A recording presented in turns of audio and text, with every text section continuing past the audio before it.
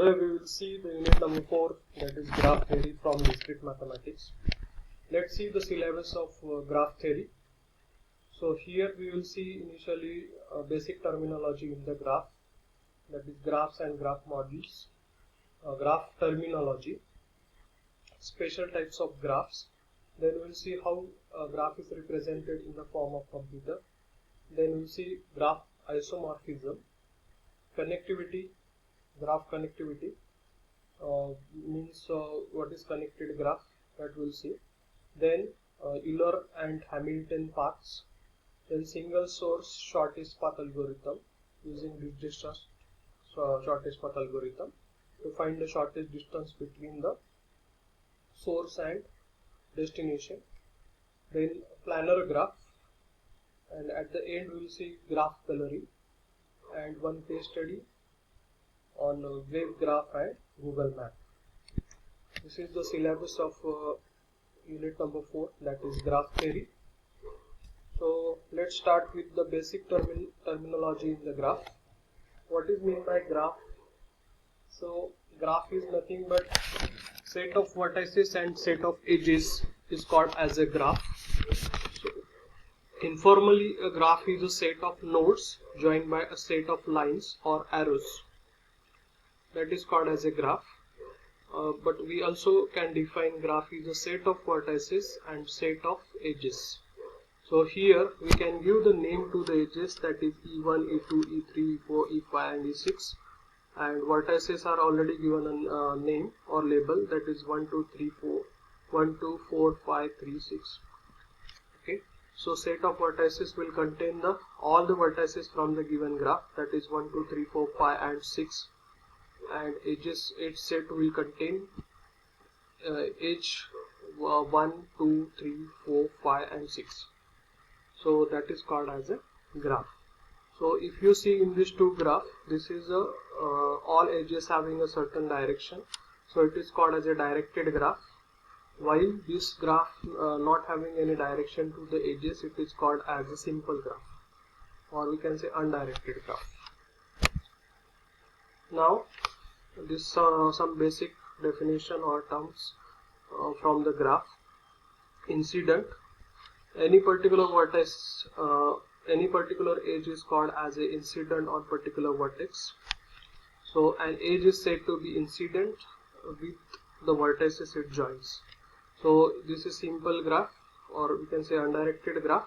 In this, suppose this edge E1, this E1 is incident on vertex 1 and 2 as it joins these two vertices. So edge E3 is also incident on 1 and 4, E2 is incident on 1 and 3. In the same way, E4 is incident on 3 and 4.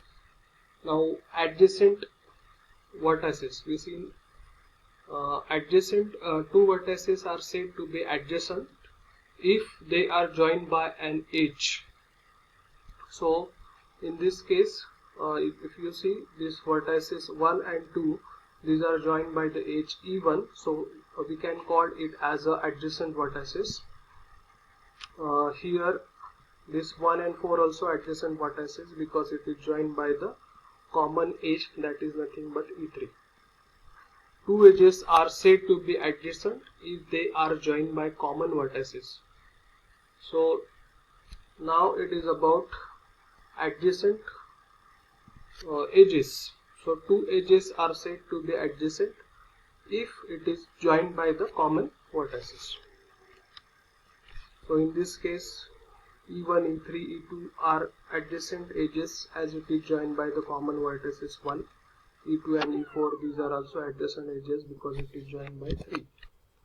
Now next term is degree of vertices.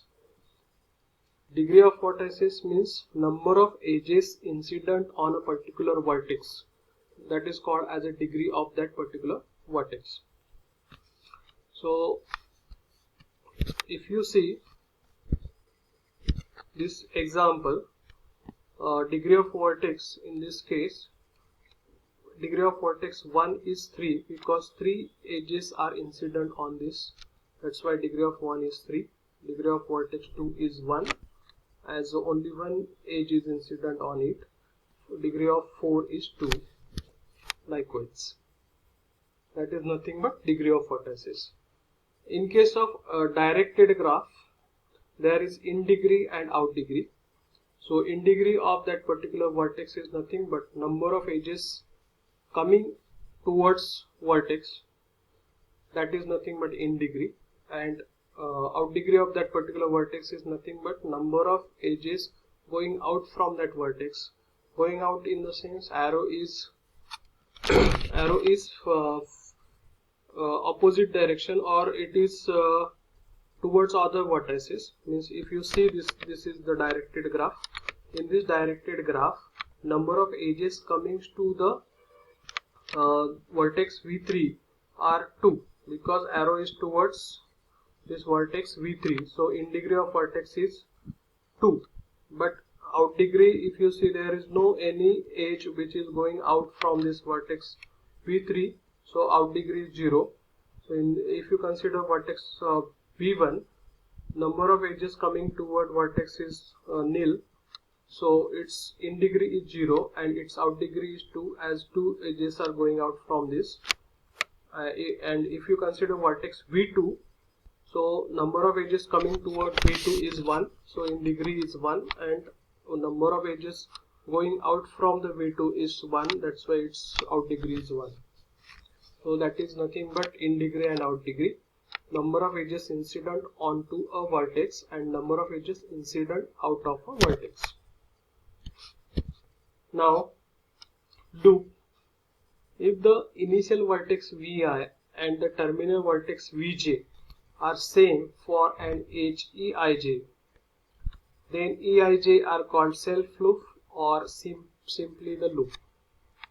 So loop is nothing but if starting vertex and ending vertex of particular edge is same, in that case it is called as a self loop. So it is called as simply the self loop or simply the loop. Parallel edges. Parallel edges means if two or more edges having same adjacent vertices, then it is called as a parallel edges. So if there are more than one edges associated with a given pair of vertices, then those edges are called as a parallel edges or multiple edges. So in this case, you can see that in this graph, these two edges are parallel edges as it is joined by the same pair of vertices. Next term is isolated vertex. So vertex is said to be isolated vertex if no edge is incident on that particular vertex. So in this graph, if you see, this vertex phi is isolated vertex because there is no any incident edge on this vertex phi. Pendant vertex. If there is only one edge is incident on it, then it is called as a pendant vertex. So a vertex with degree 1 is called a pendant vertex. So you can see that 4 in this graph, 4 vertex is a pendant vertex as degree of vertex is 1. Now representation of graph. So graph is also we know that in data structure we see the graph is a non-linear data structure. So to perform different operation on the graph, we need to represent that graph using the graph by various way. It is so that it should be compatible with the computer and we can do the different operation on that. So we can represent this graph using the matrix, and there are two ways to represent a graph using the matrix, that is adjacent matrix and incidence matrix.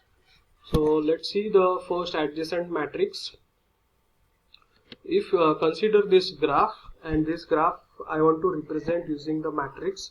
So first thing is you need to fix the dimension of the matrix that we are going to use for representing the graph. So for setting the dimension, you should know this is simple graph or undirected graph. You can say that there are 5 number of vertices in the graph. So size of the matrix will be 5 by 5. Means row size will be 5 and column size will be 5. So it is 5 by 5 dimensional matrix. And while representing matrix for this graph, you have to consider, suppose these are A, B, C, D, E, these are the vertices, and A, B, C, D also you have to write at a column as a column side. So if there is a edge present between the particular pair of vertices, then we mark it as a 1. If there is no edge exist between that particular pair of vertices, then it is marked as a 0. That will be the simple way to represent the graph. So you can see here between the A to A there is no edge, that is nothing but loop, or we can say self loop is not exist. So here we mark it as a 0. A to B vertex is present, you can see that A to B there is edge, that is B, so mark it as a 1. A to C also edge is exist, then A to D also edge is exist, so all these entries will be marked as 1. So A to E there is no direct edge, so it marked as a 0. In the same way, B to A there is edge, B to A, so it marked as a 1. Then B to B means self loop is not exist, so mark as 0. B to C 1, B to C 1, then B to D 1, and B to E there is no edge, B to E, so it mark as 0. In the same way for C, D, E, we mark it as a 1 or 0, and finally we will get this matrix. So this is the matrix representation of adjacency matrix representation of given graph. Now second way of representing the graph using the matrix is incidence matrix. In case of incidence matrix, row will be nothing but, row size is nothing but total number of vertices from the given graph, and column size is nothing but the total number of edges from the given graph. So here we can see that mark it as A, B, C, D, E, that is vertices from the graph, and small a, b, c, d, e, f, g, these are nothing but the edges from the given graph. So if we have to mark its entry as a 1 if there is a edge incident on that particular vertex. So you can see that edge A is incident on A, so mark it as a 1. B is also incident on A, so entry is a 1. C is not incident, that's why entry as a 0. Then D is incident on A, so its entry as a 1. Now edges E, G and F, these are not incident on vertex A, so its entry will be marked as a 0.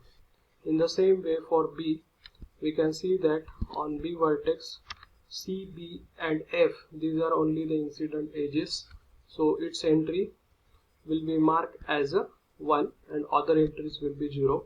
In the same way for C, D, E, so we will obtain the incidence matrix, so which is the representation of given graph in the form of incidence matrix. Now we'll see the types of the graph. So directed graph. So directed graph is a graph in which each and every edge having a certain direction, then only it is called as a directed graph. So definition we can see, a directed graph G is defined as an order pair V, E, where V is the set of vertices and E is the set of edges. Each edge or arc EK is equal to Vi, Vj is represented by an arrow starting from initial point Vi to the terminal point Vj. So this is the example of directed graph. Here we can see that these are the vertices A, B, C, D, E, and these are the edges. So edges is pointing from one vertices to other vertices. It's shown by the arrows. So each and every edge having certain direction, that's why it is called as a directed graph. Now next term is weighted graph. Weighted graph is a graph, it is a graph G is said to be weighted graph if each edge of the graph is assigned with some positive real number.